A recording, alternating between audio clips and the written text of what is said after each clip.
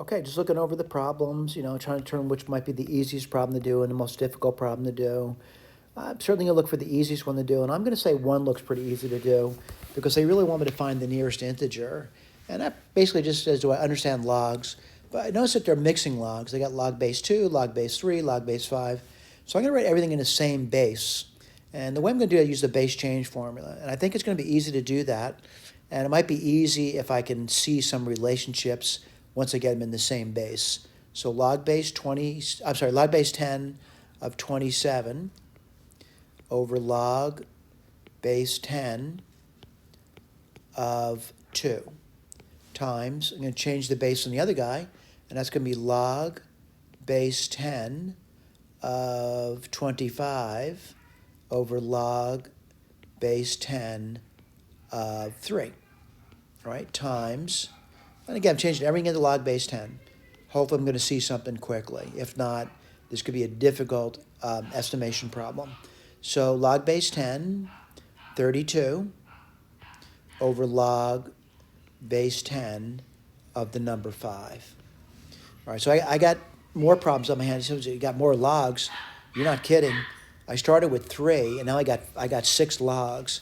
But I'm starting to realize that some of these logs might be related. All right, so let me write the log base 10 of 27, and that's really 3 cubed. So the exponent would come down. And what do you get on the bottom? You get log base 10 of 2. Let me go to the next one. Now the log base 10 of 25 is really 5 squared. So it's going to be log base 10, 5 squared, but the 2 comes down. I'm just using rules of logs. And what do you get on the bottom? Log base 10 of 3 times, well, I'm looking at this one over here, and this is log base 10 of 32, and that's 32 is 2 times 2 is 4, 8, 16, 32. It's going to be 2 to the 5th power, and the 5 comes down. What do you have here? Log base 10 of 5. I got to be honest with you, I'm starting to see this thing as being, a lot of these logs just disappear. This is a non-zero number. I was going to cancel this non-zero number. They're the same number, by the way. I just don't know what the number is. And this log base 10 of 2 is a non-zero number. It's going to cancel that one off. And this one also is a non-zero number. It cancels this one off. And really, I'm left with something that's really kind of simple. And I'm left with what? I'm left with 3 times 2 times 5. And lo and behold, there's really no need to estimate this over here. It's very simple. The integer is 30. All right? So again, this one here, really simple. The nearest integer is 30, by the way. All right, so number 1 was pretty easy. I'm going to go to number 3, and I think I can do 3 right here. And I want to point out what 3 says to me. It says there's 10 sticks in a bag. The length, I'm just looking around for something that I think I can handle. There are 10 sticks in a bag. The length of each stick is an integer and is measured in inches. It's not possible to make a triangle out of any of these sticks from the bag. What is the shortest length in inch, and what's the longest stick could possibly be? All right? So I want the shortest possibility and the longest. All right? Now, shortest, let's start with the short guy first. I'm going to start with the length of 1. All right? That's the smallest integer I could come up with. And then what I'm going to do, again, I don't want to form a triangle, so I'm going to pick 1 again because I don't want to form a triangle. Now, I can't pick 1 again, so I got to pick something that's going to be greater than or equal to the sum of those two. I have to pick a stick that's 2 units long. And this is definitely not going to form a triangle. All right? Then the question comes is, you got to keep picking them not to form a triangle. Well, the next one I would pick is length 3. There's no way I get a combination of those numbers to give me a triangle. All right? Like if I chose 1, 2, and 3, I just couldn't do it. Because 1 plus 2 is 3. You just can't get a triangle out of that. All right? And the other ones I can't get a triangle out of either. There's no possibilities there. So I'm starting to realize the sequence is kind of easy. It's 1, 1. All I'm doing is putting down 2 short pieces, add it together, I get 2. Add the 2 together, 1 plus 2 is 3. Add 2 plus 3, you get 5. And I could generate a whole list of numbers where I could never get a triangle out of it. 5 plus 3 is 8. 8 plus 5 is 13. 13 plus 8 is 21. And you could do this all day long. I hope you recognize this sequence as being a Fibonacci sequence. But let's keep going. And again, I got to go back and read the question again. 13 and 21 is going to be 34. And 34 and 21 is 55. And this goes on forever. Someone says, what's the question? Well, the question says there's 10 sticks. Well, you know what? I think I got 10 sticks. 1, 2, 3, 4, 5, 6, 7, 8, 9, 10. They're the 10 sticks. What's their question now? Their question is, don't want to form a triangle. We kind of went through that already. What's the shortest length in inches, and what's the longest stick? Well, the shortest stick is 1 inch, and the longest stick in my bag would be 55 inches. And you can't form a triangle with any of those sticks, by the way. But I want to, cut to the chase now. I think I got a piece of low-hanging fruit. I said 30 for the first one. I'll put this over here. And I said 1 and 55 for the third one. Let me go over that. 1 and 55. And I'm not 1 and 55. I see the 55, and I do see the 1 as well. It's all written up for you. All right, so I'm going to claim over here, I believe that they were the two easiest questions. The other one's more challenging for me, though. So I'm kind of looking at it. I want to put what I'm looking at now.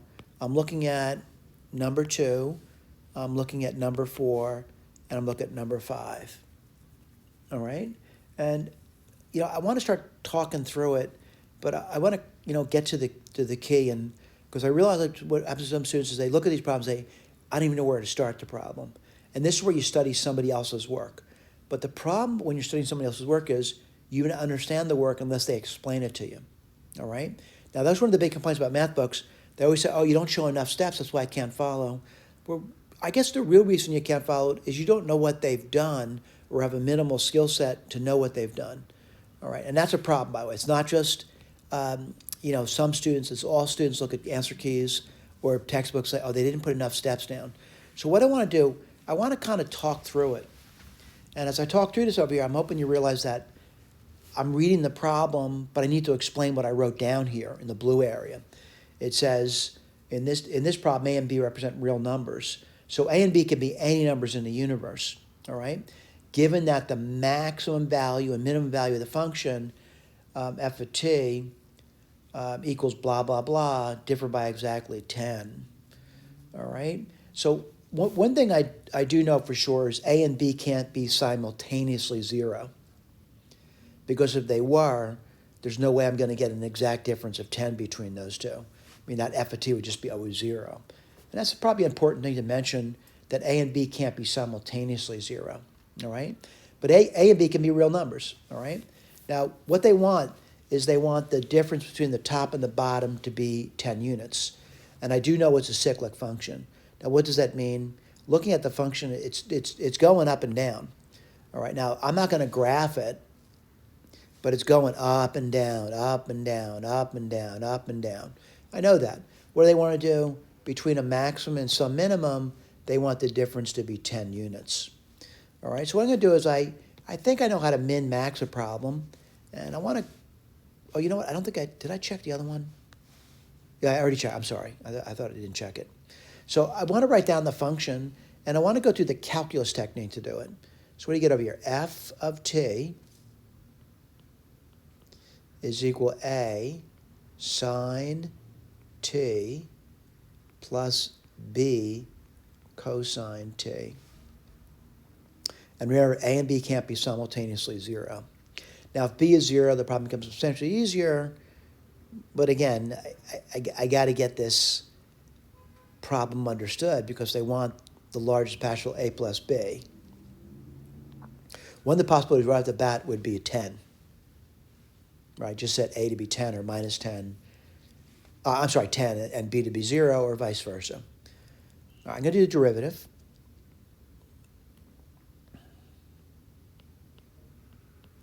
And that would be A cosine t minus B sine t. And what do I got to do? I got to find the critical numbers, right? And how do you do that? It doesn't min-max a problem, by the way. The function's always designed for all t, I'm basically looking for when is it going to be equal to 0. And f prime of t would equal 0 when a cosine t is equal to b sine t.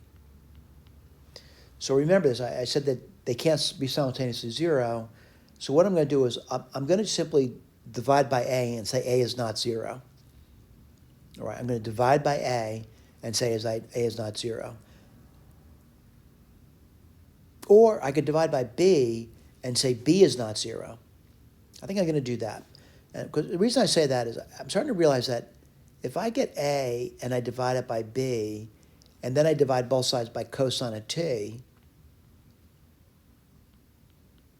I get this relationship over here, which is kind of a relationship I kind of understand, because sine t over cosine t is going to be the tangent.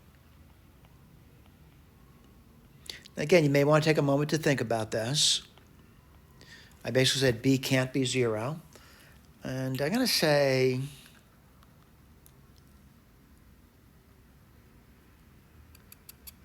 I think I can solve that, right? So how would you solve that? And I use an arc function.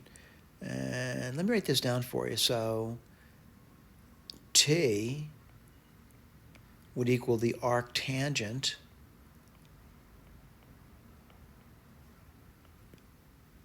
and I really don't care what a over b is at this point. I mean, it could be positive or negative. It doesn't much matter to me.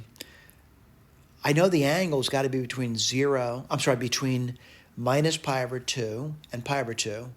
And then it keeps repeating itself every pi n, with the understanding that n is some integer value. All right? I want to go through looking at it. I got this part. I know that's a function it's given me. I've written the derivative down, and I've got this part over here. And this is where a lot of students would bog down. They'd be doing all kinds of things and wondering how to do. What I want to do is I want to get the reference angle. And the way they do that, I kind of look at a triangle, and I really don't worry about what A and B are. I just kind of say there's going to be some reference triangle over here, and I'm not really worried about what the A and the B is. If A is negative or positive, I'm not really worried about it. So I'm going to say A over B, and what goes over here. And again, I'm just looking at a reference triangle. I know the tangent, just in reference-wise, you want to put absolute value symbols on these, you can. I don't recommend it, but you could, because you're just looking at a reference, but like a triangle. And again, you might say you're making assumptions. Well, the only assumption I'm really making is that B is not 0. But anyway, over here, you got a triangle over here. I'm going to say something like this, AB. It doesn't matter if A or B is negative, by the way. It really doesn't. And the reason I got this over here, A squared plus B squared. And this is really the angle T now. All right? So, what do I know about this thing? I know something about it. And someone says, what do you know about it? I know the sine of t. Now, remember I said I wasn't making a big deal about the signs of these things. Now I have to. So the sine could be plus or minus. Right? Plus or minus, what would it be? It would be a over the square root of a squared plus b squared. All right? I write this right over here for you. And then the cosine of t is equal to plus or minus. I'm not sure. So that's why I'm putting the plus or minus down. B square root of a squared plus b squared. All right? So I got this written over here. And the next thing I do is I look at the function and I kind of write it in there. I mean, I just put it in there. And what does that mean? I write down f of t is equal to, and what is it going to be? A times sine of t. I'll write that down for you.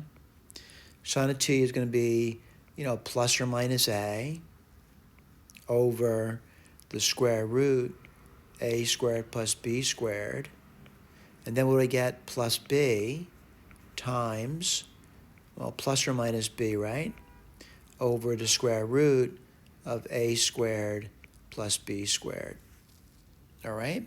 So, the big issue over here is just I want to simplify a tiny little bit. And let me write this over here. F of t equals plus or minus a squared over the square root of a squared plus b squared plus or minus b squared. Now I want to point out, this is kind of fortunate. I'll tell you why. I really don't care what a or b is at this point, because what do I know? A squared, by the way, b is not 0.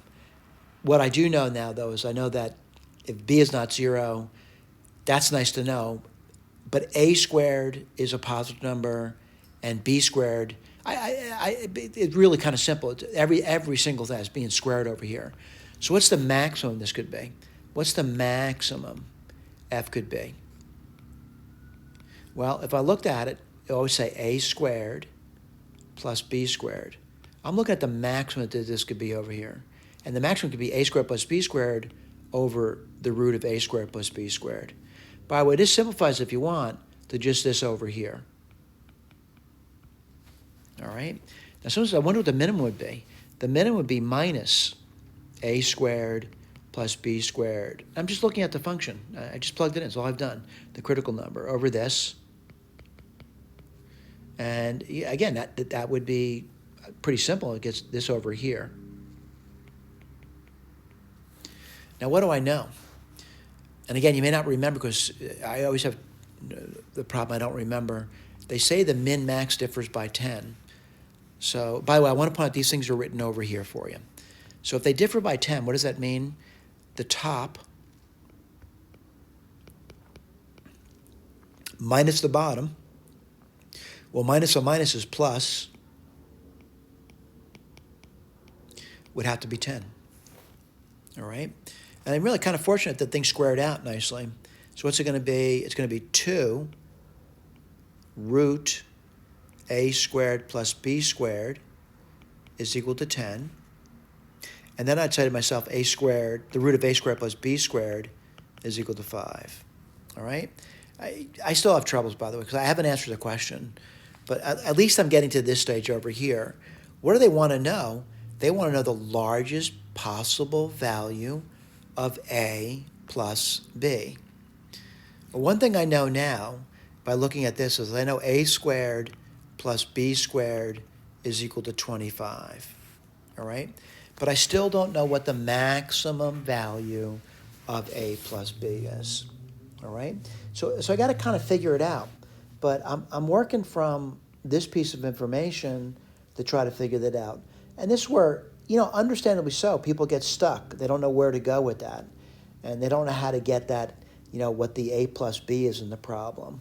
And I got to look at it, and I got to think about it. And that's a problem, by the way. So what I'm looking to maximize.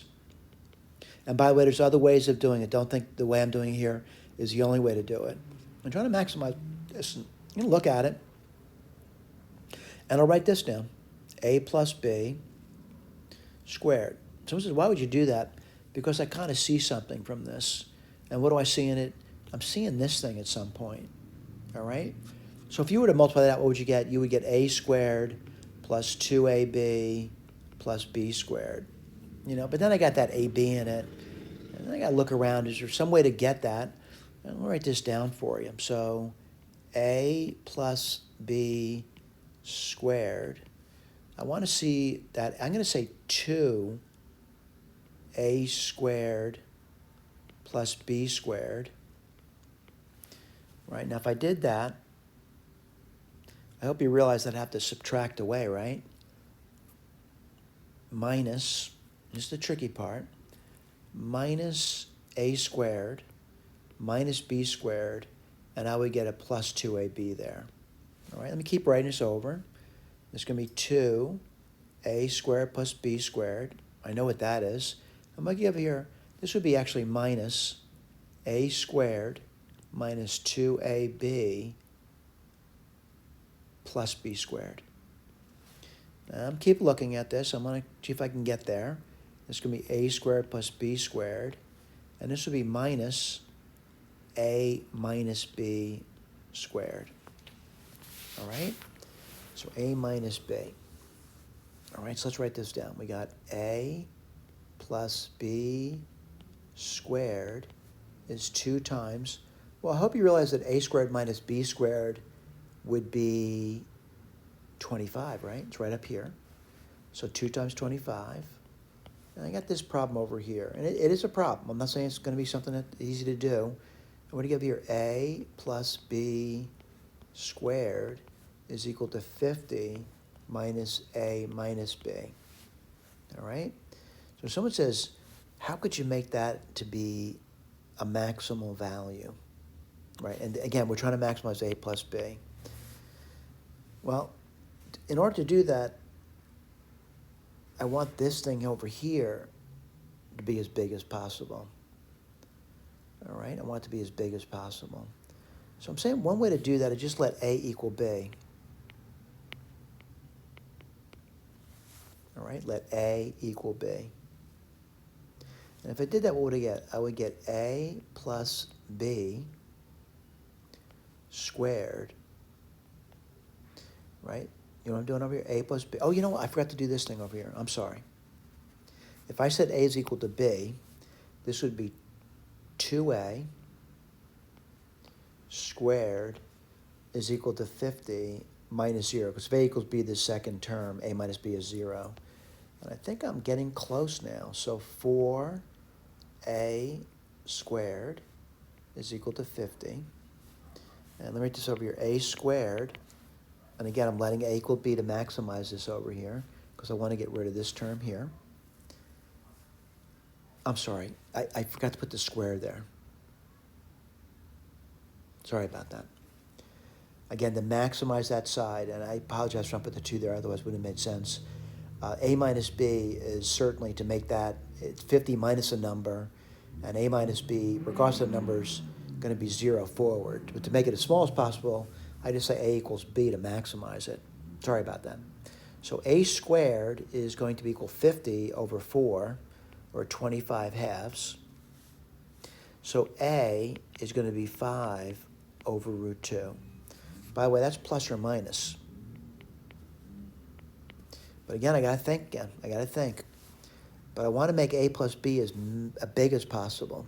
So I have to select the positive value. So the A, let's write this over here, is going to be equal to 5 over root 2.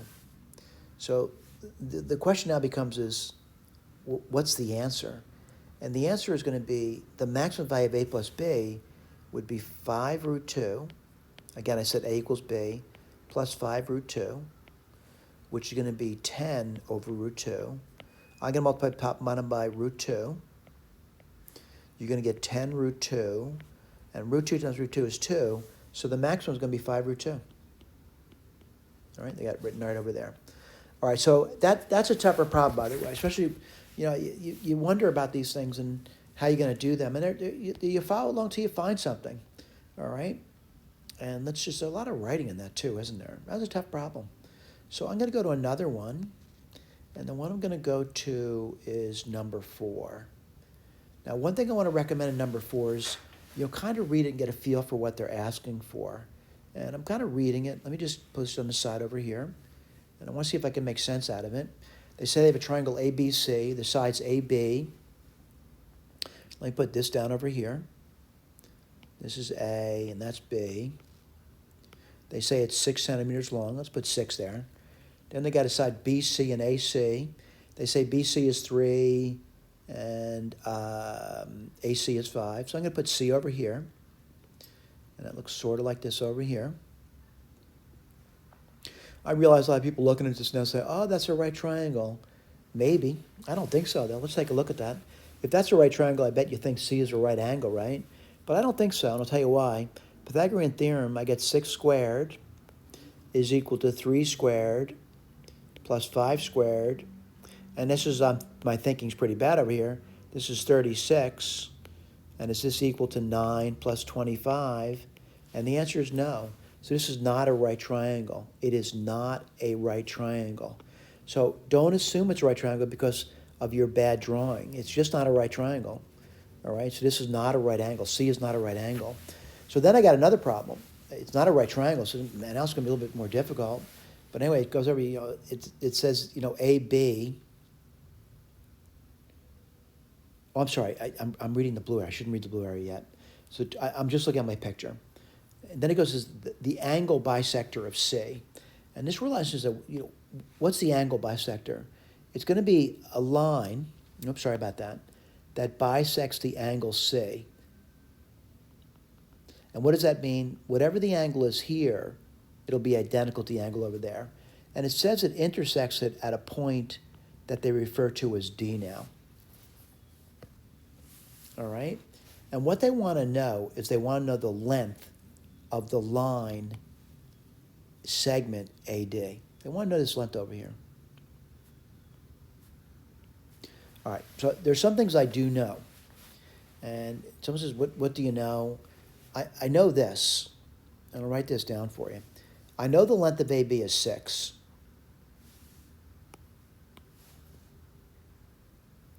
And I know that's comprised of 2 line segments.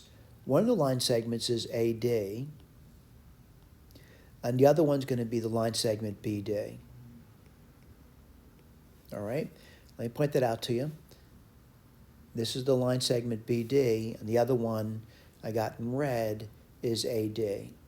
And that has to add up to 6. I know that much. All right? Then the question over here is, what do you want to do now? And I got to look at it. It's not right triangle trigonometry at this point. What is it? It's basically going to be law of sines or law of cosines. I'm going to kind of look at it, and let me take a look at it. I'm going to call these angles that I have labeled over here, this angle over here. Let me just get a highlighter out for you. I'm going to be calling this angle and this angle theta, all right? So I'm going to call that angle theta, or I'm going to call it theta. And what I want to do is, they're both the same, by the way. They're both equal angles, right? Because I bisected it. They're equal. I just don't know what C is, and they're not even asking what C is. Someone said, what are they asking for? They're asking for AD. If I knew BD, I'd know AC. So what I need to do is I need to come up with a relationship that has these things in it. And let me write these relationships down for law of sines. And I'm going to put down the sine of theta.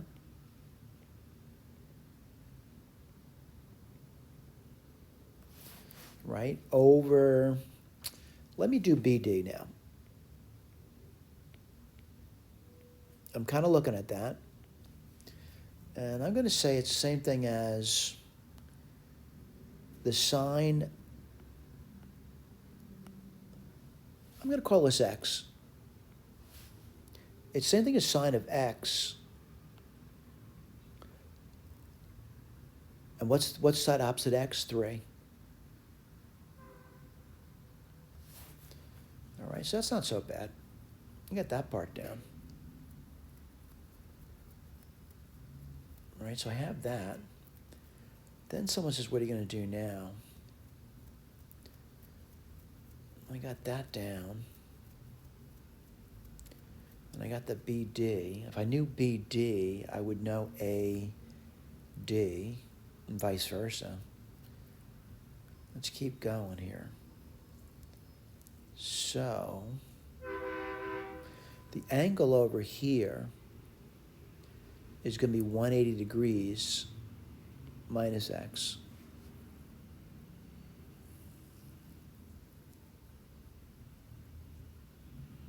I got to think now.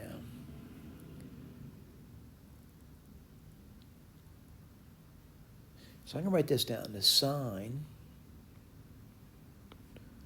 of 180 degrees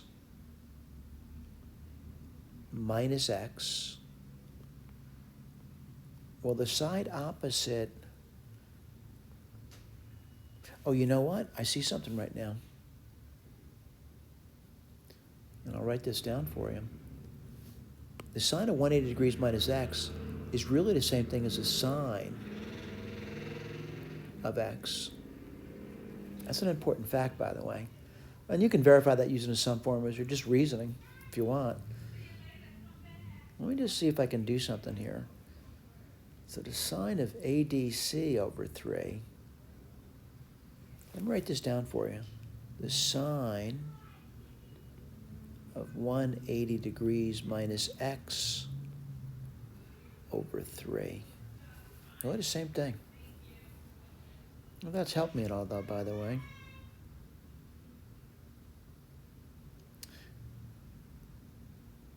And I think I'm seeing something now. 1 degrees over 3.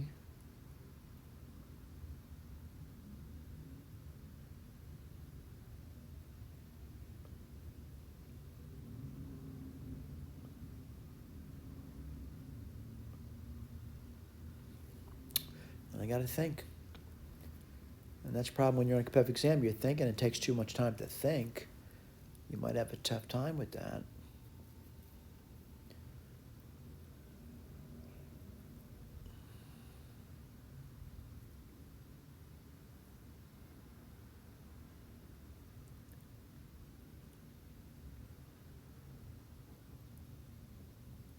And I got to think.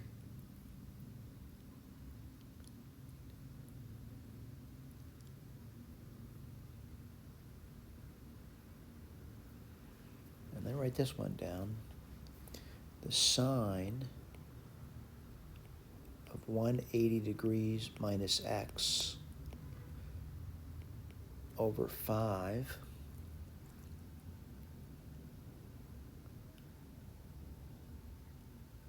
is the same, right, of the sine of theta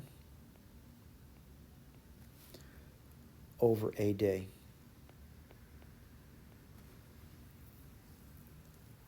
think I'm getting really close now.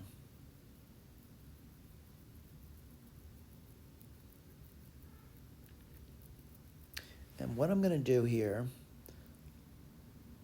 again, I'm going to write this a little bit differently.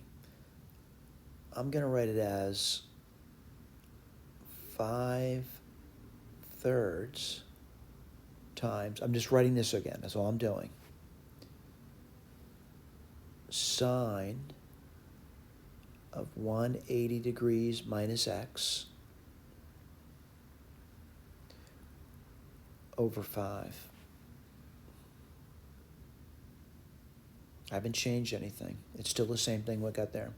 But now I'm starting to realize that this is just 5/3 times the sine of theta over AD. And that's right over here, by the way. All right? So I'm going to write that relationship down for you. And I'm seeing sine of theta. It took some effort to get there. Over the length of BD is identical to 5/3 times the sine of theta over AD. All right, I'm going to say that this is a pretty simple relationship now. It took time to get there, though. And again, some people are faster than others. But I'm going to, divide both sides by sine of theta. It's a non-zero number. And I'm just going to manipulate a tiny little bit. I want to get rid of the fraction. So I would get 3 times the length of AD is identical to 5 times the length of BD. All right, now does that help me? It may not help me. But I want to point out, this is the relationship I want to do. What are they looking for? I want to claim what they're looking for. They're looking for AD. So what do I know? I know 6 is equal to AD plus BD. Now keep writing this down. 6 is equal to AD. I want to know what that is.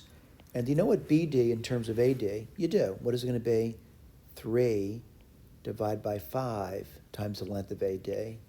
I'm going to multiply both sides by 5 now. I'm really kind of warming up over here. This is going to give me 30. Multiply by 5.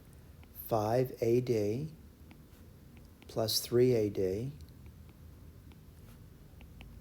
And you can get 30 equals 8 AD. And I think I know what AD is now. What's AD? AD, I divide by 8, right? You get 30 over 8. And 30 over 8 is going to be 15 quarters. So AD is equal to 15 quarters. All right? Okay, so again, just, going back, it's a tough problem. So far, I just want to recap what we've done so far. I'm thinking 1 was really simple to do. We did that. We did 3. Again, 1 and 3 I thought were really kind of simple to do. We did 2. It was kind of calc problem, a little bit difficult.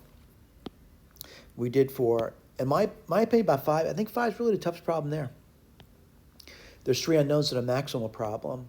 So I'm not saying not to use calculus on it. What I'm saying is that I just want to think through the problem over here. And I want to go through how I thought through the problem. All right, I know we're running into the time constraint now. So let me just get my eraser out. I think I did okay with that. Again, other students say I've done it differently, and that's fine, by the way. We're not saying one way is better than the other, except in a competitive environment, one way can be better than somebody else's. All right, someone does something really neat, nifty. People say, gee, that was really brilliant of you to do that. Or somebody else, does a thuggish exercise, or God forbid, uses a calculator to do these problems. Then it becomes an issue. So when it says, let x and y be real numbers on the interval between 0 and 1. So I know x, y, and z are on the interval between 0 and 1, and I want to maximize it. So I'm going to say, one clear case would be to let one of the variables be 0 and the other to be 1. All right? So I'm going to claim that's the first thing I'm starting with. So I'm going to say x is 0 and y is 1. And if you do that, I got to be honest with you, it might seem difficult to you, but I think I can handle it. And again, x, y, and z are an interval between 0 and 1. So I'm taking the 2 most extreme values, and then I have to start worrying about what the other value is, right? So x is 0 and y is 1. So what do you have if that's the case? If I said x is 0 and y was 1, if I said that, what would I come up with? Well, the first thing to come up with is this first term over here would be 0 minus 1, which is negative 1. The absolute value of negative 1 is 1, and the root of 1 is 1. Let's put the next guy down. Well, the next guy is going to be what? It's going to be y, which is 1, minus z. All right? Now, it's the absolute value of that, but, z is on the interval between 0 and 1, so I'm not worried about the absolute value of it anymore. It's just going to be y minus z. Again, no matter, I'm sorry, not y, it's 1 minus z, because y is 1, I said, right? Again, if y is 1, it doesn't matter what z is. It's not going to be negative. The least it could be is 0. If z were 1, it would be 0. All right? Then what do you get over here? Plus, well, you're going to get z minus x. Well, x is 0. And again, if the z is on the interval between 1, the absolute value of z would just be z.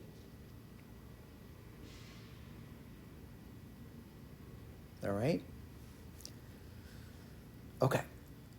What are you going to do now? You got to maximize it. And by the way, this is where some people use their intuition, no complaints. All right, what I want to do, though, is I want to maximize it with the understanding I'm on the interval between 0 and 1. And you could use the closed interval method for this. So I'm going to write this down for you. I'm going to do something different than in the key, by the way, but in the key is suggested to you. Let me see if I have some space over here. No, I don't. I got to write this down. So I'm going to write down f of z is equal to 1 plus 1 minus z to the 1/2 power plus z to the 1/2 power. I'm going to take its derivative. And this is going to be 1/2 times 1 minus z to the minus 1/2 times minus 1 plus 1/2 z to the minus 1/2. All right? And I'm going to, say this analysis is going to take place on an interval between 0 and 1. I'm pretty comfortable with this point. I'm going to kind of simplify it. I'm looking for the critical numbers on the interval between 0 and 1. Let's write this down. And let's put this down. So if this is going to be 0, I would get 1 over 2 root 1 minus z would have to be equal to 1 over 2 root z. All right? And what do you get up there? I'm going to cancel the 2's, multiply myself by 2. And root z, again, I'm looking for the critical numbers, would be 1 minus z. Right, I'm going to square both sides. And if you did that, what do you get? You would get z equals 1 minus z. I'm going to add z to both sides. This would give me 2z is equal to 1. And lo and behold, z would have to be 1/2. All right? Now, if you're going to use the closed interval method, what are you doing? You have to analyze the problem. That's a critical number, by the way. It's certainly on the interval between 0 and 1. You have to analyze f of 0, f of 1/2, and you have to do f of 1. What's f? This is what f is. This should be relatively simple to do. What do you get for 0? You would get 1 plus 1, which is 2. What do you get for 1? You would get 1 plus 0 plus 1, which is 2. All right, now, right now they are sharing the same value. They could be mins or maxes at this point for the closed interval method. But I want to do the half. What do you get? 1 plus root 1/2 plus the root of 1/2. All right, let's keep going through that. All right. Now, granted, if you know these numbers, you can pretty much stop now, and you know what the maximum is. But I want to convince you that it's the maximum, all right? So I'm going to try to convince you that this is the maximum over here, all right, not 2. All right, let's put this down. So what are you going to get? 1 plus, well, 1 over 2, when I do that, would be actually root 2 over 2 plus root 2 over 2. And what do you get over here? 1 plus root 2. I hope you realize that root 2 is bigger than 1, and 1 plus 1 bigger than 1 is bigger than 2. So the maximum. Where did the maximum occur? When let me see if we can read the question again. What's the maximum possible value? I think we got it, and it's going to be 1 plus root 2. All right? We just did it. How do we do that? Selecting some endpoints over here, and then maximizing using the closed interval method. We did it right. All right? So to me, that was the toughest problem, conceptually, everything about it. Don't think for a moment, though, that when you're taking a competitive exam that you have to answer every question. Some of the competitive exams are so difficult that very few people are answering even one of the questions. I'm going to say these things are, depending on what your level of the game is, they should be relatively simple, but not all of them. I'm not saying all of them are. And don't worry, even if you're really good at this stuff, you're still going to bog down in things. You don't see something, maybe somebody who's not as good as you sees something before you can see it. It happens, all right? Don't be discouraged. Here's the deal, though. My name is Bannon. My email address is also Bannon. That's B as in boy, the @ symbol, NNON.US. All right, that's my email address. Now, granted, I realize when I look at it and say, oh, I got a better way of doing things. Yeah, please share it with me. Write me. All right, I'll put you in this document if I agree with it. You have a better solution to it, and I'm not pig at it. If you have a better solution, you have a better solution. Write it up. If I have time to look at it, I'll look at it. There is one problem, though, and I'll tell you what the big problem is.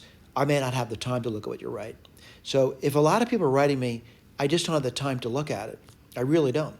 All right, but if only a few people are writing me, per month, I can look at what you write. All right. Now, someone's going to say, "Where's this document? Where is it?" It's only being made available to the Prison Mathematics Project participants. They have access to it, though, by the way. Now, someone says, I want access to it, and at some point I will publish it. All right, I might even publish a LaTeX for it for teachers or students that want to use this for, their classes. That's fine. You can do that. All right, but it's not published yet. Once I feel things are settled down and people have looked at it and made comments and improved the document, I'll share it. How long is the document? It's 300 pages about. Now, of course, in its final form, it might be longer than that, but hopefully it'll get better, all right? But again, please feel free to reach out to me, all right? Please feel free to reach out to me, all right? Thank you so much for paying attention.